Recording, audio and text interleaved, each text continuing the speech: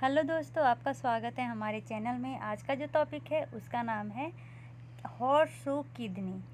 हम लेके चल रहे थे congenital anomalies of genito urinary tract. उसमें हमने पहला पढ़ा पोर्टल सीक्वेंस। पोर्टल सीक्वेंस में क्या होता है, तो इसमें थोड़ा एक्सप्लेन कर देती हूँ तो ईजी हो जाएगा रिवीजन में। इसमें मेनली क्या होता है ना कि किडनी का डेवलपमेंट ही नहीं होता, जिसके कारण यूरिन का फॉर्मेशन नहीं होता, और उसके कारण क्या होता है ओलिगो हाइड्रोहेमियोन, मतलब कि फीटस के चारों तरफ जो एमियोन फ्लूइड रहता है वो कम जाता है। और एमियोन का मेन योगदान क्या है, तो ये लंग के डेवलपमेंट में हेल्प करता है। तो अगर एमियोन कम हो जाएगा तो लंग में क्या होगा, उसका डेवलपमेंट सही से नहीं होगा, तो पल्मोनरी हाइपोप्लेसिया होगा, जो मोस्ट कॉमन डेथ का कारण होता है पोर्टल सीक्वेंस में। ठीक है, तो इसका अगर हमको डिजीज याद माने इसके सिम्टम याद करने हैं तो इसके नाम में ही क्या है, इसके सिम्टम है POTTER पोर्टल। पी से क्या होता है पल्मोनरी हाइपोप्लेसिया, ओ से ओलिगोहाइड्रोहेमियोन, टी से ट्विस्टेड स्किन। स्किन जैसे कि जब आप बेबी का हैंड देखिएगा ना तो ऐसा लगेगा जैसे कि बासन में जो कपड़ा खींचता है उसके बाद हाथ कैसे एकदम रुखरे रुखरे हो जाते हैं, वही वाशरमैन हैंड अपीयरेंस होगा। ठीक है, सेकेंड टी से क्या होता है ट्विस्टेड फेस। ट्विस्टेड फेस कहने का क्या मतलब है, ईयर जहाँ पे होना चाहिए उससे नीचे होता है, दो आई के बीच में स्पेस ज़्यादा हो जाता है, ये जो हमारा तुद्दी है वो अंदर की ओर रहता है। अब तुद्दी आप नहीं समझ रहे हैं तो वो लिप्स के ऊपर नीचे जो उठा हुआ है ना वो अंदर की ओर रहता है, हो जाता है। ठीक है, डिफॉर्मिटीज में ये क्या होती है, एक्सट्रीमिटी में क्या होती है डिफॉर्मिटीज आती है। आ से रीनल एजिनेसिस, रीनल का डेवलपमेंट नहीं होता है। ठीक है, दूसरा हमने क्या पढ़ा था, दूसरा पढ़ा था मल्टीसिस्टिक डिस्प्लास्टिक किडनी। तो ये क्या होता है, इसमें इंटायर किडनी क्या होता है डिस्प्लास्टिक हो जाता है, नॉन फंक्शनल हो जाता है, पूरे किडनी में सिस्ट भर जाते हैं। ये यूजुअली यूनिलेटरल होता है, और जो पोर्टल सीक्वेंस था वो बाइलेटरल था। यूनिलेटरल होता है और मोस्ट कॉमन इसमें क्या होता है, तो एब्डोमिनल मास होते हैं इन नियोनेट्स। इसमें एसोसिएशन होता है हाइपरटेंशन और बिल्स ट्यूमर से। तीसरा कौन सा था congenital anomalies of genito urinary tract, तो था autosomal recessive polycystic kidney disease. इसमें क्या होता है रीनल कलेक्टिंग डक्ट का डायलेशन हो जाता है, उसके साथ बिलियरी एक्टेसिया हो जाता है, और एक जीन है जिसको हम क्या कहते हैं PKHD1, जो क्रोमोसोम नंबर कितना पे परसेंट होता है, तो 6 पे। तो याद कैसे किए थे, तो छोटे CHO कितना हुआ 2 2 4 2 छो, या फिर किड्डी KIDDE किड्डी होता है ना 2 4 6। ठीक है, तो 6 क्रोमोसोम नंबर पे पाया जाता है। उसके बाद ये क्या होता है ना जब बच्चा पैदा होगा तो उसका किडनी इनलार्ज होगा, बचपन में ही हाइपरटेंशन और रीनल फेलियर देखने को मिलेगा, और ओल्डर चिल्ड्रन में हेपेटोमीगैली और पोर्टल हाइपरटेंशन। अब फाइनली आते हैं हॉर्सशू किडनी में। इसमें क्या होता है ना, देखिए आप ये किडनी देखिए, ठीक है, और ये किडनी देखिए, क्या लग रहा है ये जो लोअर पोल है एक दूसरे से कनेक्टेड रहता है। तो इसमें लोअर पोल क्या होते हैं फ्यूज रहते हैं। ठीक है, ये मेनली एसोसिएटेड होता है टर्नर सिंड्रोम में। इसमें ज़्यादा रिस्क बढ़ जाता है नेफ्रोलिथियासिस और हाइड्रोनेफ्रोसिस का। नेफ्रोलिथियासिस कहने का क्या मतलब है कि किडनी स्टोन के ज़्यादा चांसेस हो जाते हैं, हाइड्रोनेफ्रॉन का पानी भर जाता है। ठीक है, तो fusion of kidney at lower pole को हम क्या कहते हैं हॉर्सशू किडनी कहते हैं। ये 400 बच्चों में एक बच्चों में देखा जाता है, ज़्यादा कॉमन ये मेल में होता है। नोट करने की बात ये है, जो टेस्टिस और किडनी दोनों है ना परमानेंट ये पोजीशन हो जाता है आफ्टर डेवलपमेंट। टेस्टिस डेवलप होता है पोस्टीरियर एब्डोमिनल वॉल से, डिसेंट होता है स्क्रोटम में, और उसके बाद वो स्पर्मेटोजेनेसिस करता है। किडनी डेवलप होता है पेल्विस में, और वो फिर असेंड होता है। ये समझिए क्या कह रहा है ना, हमारा जो टेस्टिस है और ये हमारा मान लीजिए यहाँ पर किडनी है, किडनी कहाँ डेवलप्ड होता है? पोस्टीरियर एब्डोमिनल वॉल में, और ये फिर डिसेंड होकर स्क्रोटम में चला जाता है, मतलब वो नीचे जाता है। किडनी डेवलप होता है पेल्विस में, और वो फिर असेंड मतलब ऊपर जाता है, और उसके बाद वो कहाँ जाता है? तो स्टोमक में जाता है। ठीक है, तो इस तरह से ये दोनों बातें याद रखिए। अब जो किडनी है वो फ्यूज रहता है लोअर पोल पे, मेनली कहाँ पर जाके? तो इंफीरियर मेसेंट्रिक आर्टरी L2 पे, जो प्रिवेंट करता है ascend of litmus of kidney. ठीक है, तो ये मान लीजिए कि जैसे कि हम क्या थायराइड में देखते हैं, दो थायराइड एक दूसरे से जहाँ पे जुड़ा हुआ रहता है उसको हम क्या कहते हैं? इस्थमस कहते हैं। वैसे यहाँ पर ये क्या हो गया? किडनी का इस्थमस का डेवलपमेंट हो गया। ये जो इस्थमस है किडनी का L3 या L4 पे होता है, L3 से L4 के बीच में होता है। ये कहाँ पर है? तो L3 से लेके L4 तक है। ठीक है, किडनी एक्सिस रिमेन वर्टिकल, अभी भी ये वर्टिकल ही है। क्लिनिकल फीचर्स में क्या देखेंगे? तो एसिम्टोमेटिक रहता है, मेनली ये जो फाइंडिंग है वो रेडियोलॉजिक एग्जामिनेशन में दिखता है। मोस्ट कॉमन सिम्टम क्या है? तो dull aching pain. Hyper extension of spine में क्या होगा? तो एब्डोमिनल पेन, नौसिया, वोमिटिंग, मतलब कि रोबसिन सिंड्रोम दिखेंगे। कौन सा? रोबसिन सिंड्रोम। उसमें पढ़े थे ना कि एब्डोमिनल पेन होता है, नौसिया होता है, वोमिटिंग होता है, तो वही रोबसिन सिंड्रोम दिखेगा। इन्वेस्टिगेशन कैसे करेंगे? इन्वेस्टिगेशन ऑफ चॉइस में CECT है। ठीक है, इसमें कैसे दिखेगा? तो यही एकदम सिमिलर इसी तरह दिखता है, या फिर ऐसा लगेगा ना कि दो आदमी एक दूसरे से हैंड मिला रहे हैं, मतलब हैंड ज्वाइनिंग साइन या flower vase like curve of ureter दिखेगा।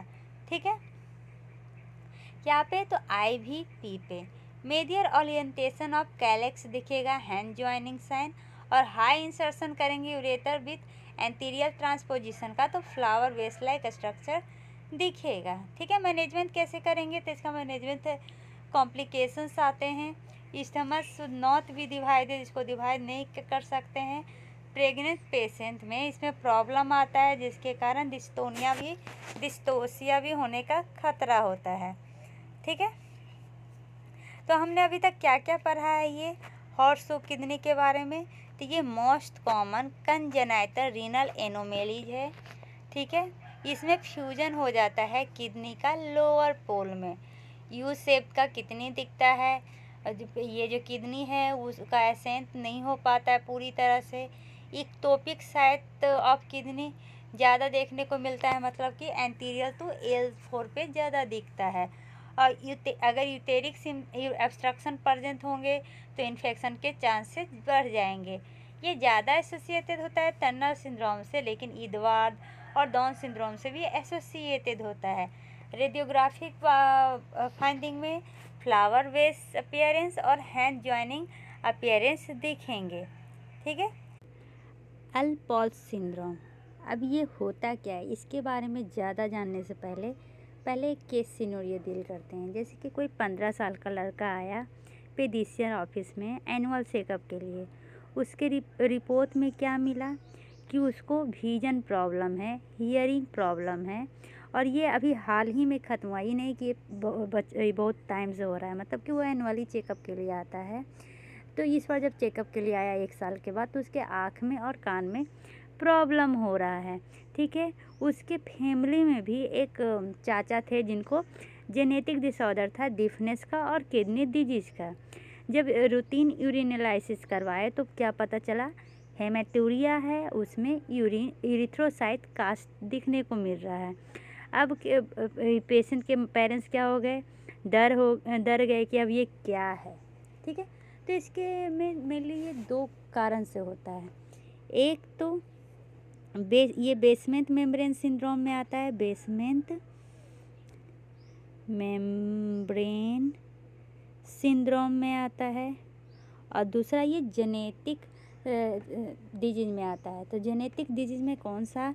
तो एक्स लिंक्ड डोमिनेंट डिजीज़ में आता है। इसमें होता क्या है? तो जो कोलाजन 4 होते हैं ना, कोलाजन 4, उसमें म्यूटेशन हो जाता है। तो आप एक तरह से ऐसे भी समझ सकते हैं ये कोलाजन 4 होता कहाँ पे है? पहले ये समझ में आ जाएगा तो बहुत सारे आंसर आ जाएंगे। तो ये कोलाजन 4 मेनली कोक्लिया में पाया जाता है, ग्लोमरस के बेसमेंट मेम्ब्रेन में पाया जाता है, आई में पाया जाता है। तो इसलिए इसके जो सिम्टम होते हैं ना वो इन तीनों में दिखते हैं। तो याद करने का निमोनिक्स क्या है, आप एयरपोर्ट की जगह एयरपोर्ट समझ लीजिए। एयरपोर्ट में जब प्लेन क्या करता है, लैंड करता है, तो उसके हवा से हम क्या आई बंद कर लेते हैं, उसके साउंड से कान बंद कर लेते हैं। मतलब क्या होता है, कान और आँख का प्रॉब्लम होता है। और ये किडनी में पड़ रहे हैं तो किडनी डिजीज़ तो दिखेगा ही। तो ये एक जेनेटिक डिसऑर्डर है जिसमें क्या होता है, म्यूटेशन होता है टाइप 4 कोलाजन में। टाइप 4 कहाँ कहाँ पाया जाता है, तो ये इम्पोर्टेंट कंपोनेंट होता है कोक्लिया का। ये एंटीरियर लेंस कैप्सूल ऑफ आई में पाया जाता है, ग्लोमरस के बेसमेंट मेम्ब्रेन में पाया जाता है। क्या होता है इसमें अगर देखें तो मेनली टाइप 4 कोलाजन का डिफेक्टिवनेस होगा, उसके कारण क्या होंगे, तो इरेगुलरिटी आ जाएगा बेसमेंट मेम्ब्रेन में। तो अभी हम किडनी डिजीज पढ़ रहे हैं तो ग्लोमुलर बेसमेंट मेम्ब्रेन में इरेगुलरिटी आएगा, जिसके कारण जो फिल्ट्रेशन था वो मल फंक्शन हो जाएगा, जिसके कारण स्क्लेरोसिस देखने को मिलता है। जब हम इलेक्ट्रॉन माइक्रोस्कोपी करेंगे ना तो पेशेंट को हेरिडेटरी नेफ्राइटिस होया हुआ है, जिसको हम एल्पोर्ट सिंड्रोम कहते हैं। ठीक है, तो इसके क्लिनिकल मैनिफेस्टेशन में क्या आएगा, तो सबसे पहले हेमेटूरिया, ठीक है, यूरिन में ब्लड मिलेंगे, आरबीसी का कास्ट मिलेगा। ठीक है, उसके बाद ऐसे कर लीजिए एक नेफ्राइटिस, फिर सेंसरी डिफनेस और ऑकुलर डिसऑर्डर। नेफ्राइटिस में हेमेटूरिया, सेंसरी डिफनेस में क्या हो जाएगा, तो इसमें मेनली आपको कान से सुनाई देना बंद हो जाएगा। उसके बाद इलेक्ट्रोसाइट कास्ट दिखेंगे। उसके बाद ये जो किडनी डिजीज है वो बाद में प्रोग्रेस करके रीनल फेलवर भी हो सकता है। तो हमने क्या क्या पढ़ा, हेमेटूरिया पढ़ लिया, ग्लोमरुलर बेसमेंट मेम्ब्रेन का थिक और थिन हो गया। उसके बाद माइल्ड प्रोटीन्यूरिया देखने को मिला, रीनल फेलवर हो सकता है क्योंकि ये chronic glomerular sclerosis plus सेंसियोन्यूरल deafness है। इसमें कैसा रेटिनोपैथी होगा, डॉट एंड फ्लेक रेटिनोपैथी, ये याद रखिएगा क्या, डॉट एंड फ्लेक रेटिनोपैथी देखने को मिलेगा। मेंटल रिटार्डेशन, लियोमायोमैटोसिस, 85% में एक्स लिंक्ड इनहेरिटेंस होता है, जिसमें म्यूटेशन कहाँ होता है, अल्फा 5 4 कोलाजन चेन पे। और ये कौन से क्रोमोजोम नंबर पे होता है, 22 से 24 क्रोमोजोम नंबर में होता है। ठीक है, यहाँ तक समझने में कोई प्रॉब्लम नहीं है। ये जो एल्पोर्ट सिंड्रोम है इसमें और भी क्या क्या देख सकते हैं, तो एक बार क्विक रिवीजन देख करते हैं, उसके बाद देखेंगे। X linked recessive most common mode of inheritance है, कोलाजन 4A5 जीन का डिफेक्ट होता है। एबनॉर्मलिटीज कहाँ होती है, तो ग्लोमुलर कैपिलरी के बेसमेंट मेम्ब्रेन में। इसमें प्रोटीन्यूरिया, माइक्रोस्कोपिक हेमेटूरिया देखने को मिलता है। इसके साथ साथ सेंसियोन्यूरल हियरिंग लॉस, ऑकुलर एबनॉर्मलिटी जैसे कि एंटीरियर लेंटिकोनस, रेटिनोपैथी और कैटरेक्ट देखने को मिलता है। और इसके साथ साथ क्या होता है, तो ऐसे समझिए, एक आप आगे जाइएगा ना तो देखिएगा कि ये जो एल्पोर्ट सिंड्रोम है इसका भी हम इलेक्ट्रॉन माइक्रोस्कोपी करवाएंगे तो बेसमेंट बीव, क्या बी बास्केट बीव लाइक अपीयरेंस आपको जीबीएम में दिखेगा। ठीक है, ये एक नेफ्राइटिक डिसऑर्डर है, नेफ्राइटिक, जो मेनली ट्रायड होता है किडनी में, ईयर, आई और नेफ्रस और किडनी। ठीक है, तो 3 हो गया इसका, इसलिए ट्रायड है। इसमें हम अगर माइक्रोस्कोपिकली देखेंगे लाइट माइक्रोस्कोप में तो जो ग्लोमुलर है उसका इन्वॉल्वमेंट होगा, वहाँ पर फोम सेल मिलेंगे। कौन सा सेल, फोम सेल मिलेंगे इंटरस्टिशियल सेल में। दूसरा, जब इलेक्ट्रॉन माइक्रोस्कोप करवाएंगे तो उसमें इरेगुलर थिकनिंग देखने को मिलेगा और उसमें बास्केट बीव अपीयरेंस देखने को मिलेगा। क्लिनिकल फीचर्स मेल में ज़्यादा होता है, एज ग्रुप 5 से 20 साल के लोगों में ज़्यादा होता है। उसके बाद क्या होता है, तो ये मेनली जो होता है ना वो split basement membrane with glomerular sclerosis के साथ देखने को मिलता है। क्या? Split basement membrane with glomerulosclerosis. ठीक है। एल्पोज सिंड्रोम में देखिए यहाँ पे लिखा हुआ है क्या है, अर्ली टू सीवियर डिफनेस और लेंटिकोनस सजेस्ट करता है पुअर प्रोग्नोसिस। ये क्या है? पुअर प्रोग्नोसिस है। अर्ली में क्या क्या देखेंगे तो थिन बेसमेंट मेम्ब्रेन दिखेगा और रीनल बायोप्सी।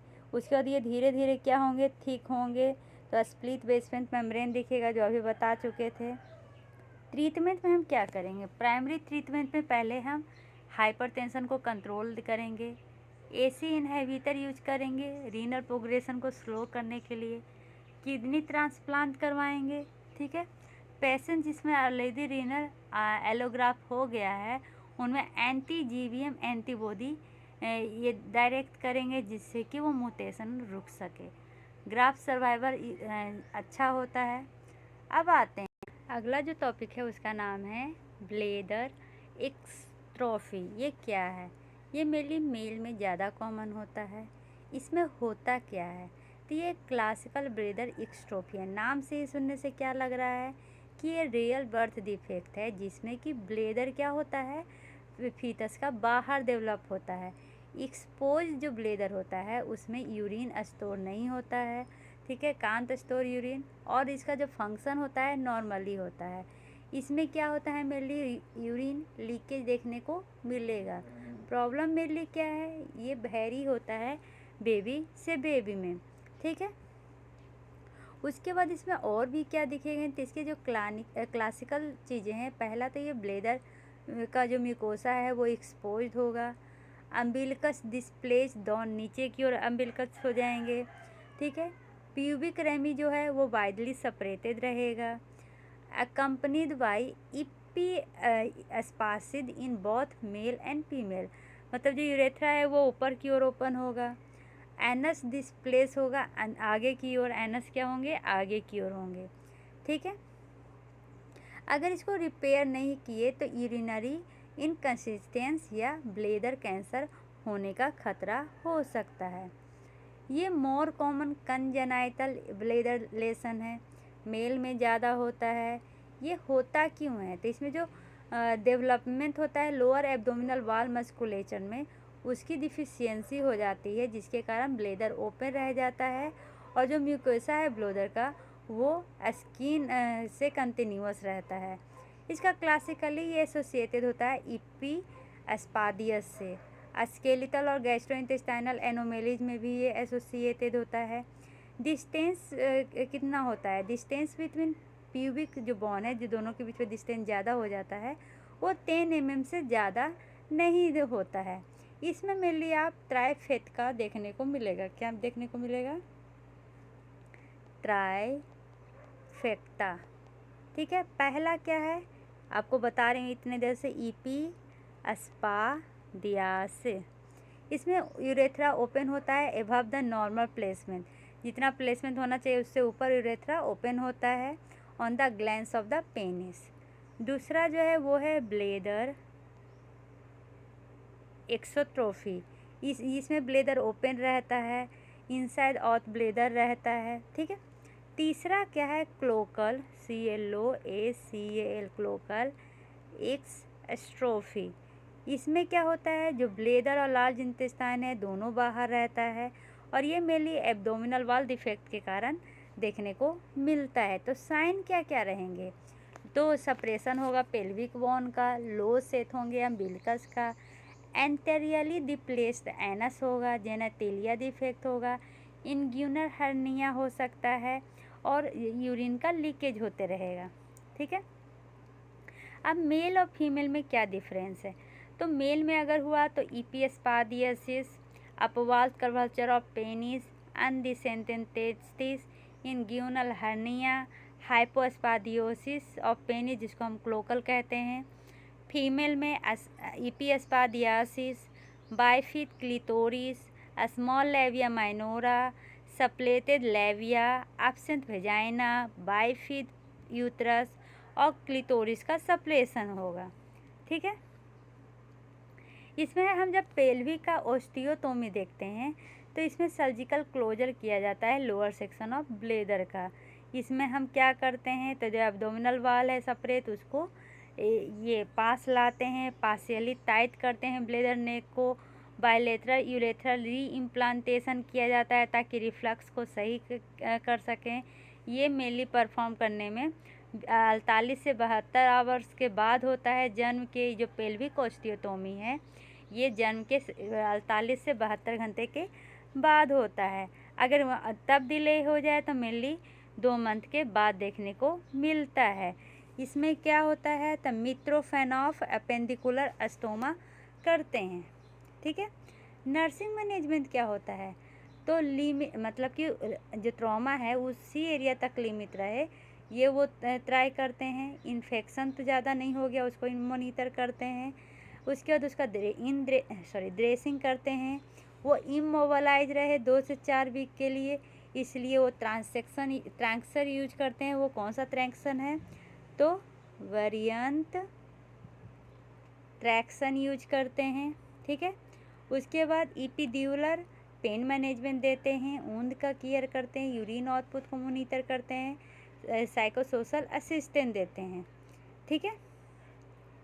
अगर आप पिक्चर देखेंगे कि कैसा होता है अल्ट्रासाउंड में, तो चलिए पिक्चर भी दिखा देती हूँ। ये देखिए, यही है ब्लेडर एक्स्ट्रोफी का, मेरे लिए डिस्टेंस कितना दूर हो गया है। ठीक है, यही है ब्लेडर एक्स्ट्रोफी।